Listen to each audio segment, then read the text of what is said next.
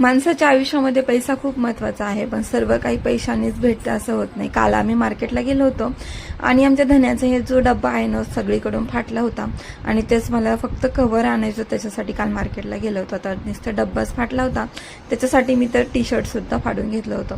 आता डब्बे तर माझ्याकडे 2 आहेत, दोन्हीचे कव्हर खराब झाले आहेत, पण डब्बे सगळे चांगलेच होते.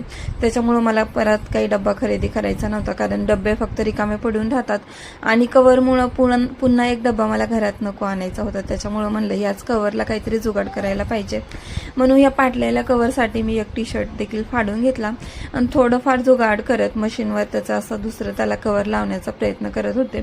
आता साध्या मशीनवर त्याला काही एवढी शिलाई वगैरे बसत नव्हती, पण जेवढं होईल तेवढं मी शिलाई मारली आणि त्याच्यानंतर काही हाताने सुईने शिवून घेतला आणि होईल तसं थोडंसं माझं प्रयत्नाने इथं डबा इथं तयार केला होता. इतका काय परफेक्ट झाला नव्हता, कारण छोटी मशीन असल्यामुळं याला एवढी काही चांगली अशी शिलाई बसली नव्हती. त्यानंतर खूप साऱ्या प्रयत्नांनी अर्धा तासानंतर माझा इथं टिफिन रेडी होता. बघू शकता कसा झाला, मला नक्की कमेंट करून सांगा. आणि माणसाच्या आयुष्यात पैसा कितपत महत्त्वाचा आहे ते देखील कमेंट करून सांगा. तर चलो बाय, परत भेटूया दुसऱ्या व्हिडिओमध्ये. व्हिडिओ आवडल्यास लाईक करा आणि सबस्क्राईब करायला विसरू नका. चलो बाबा.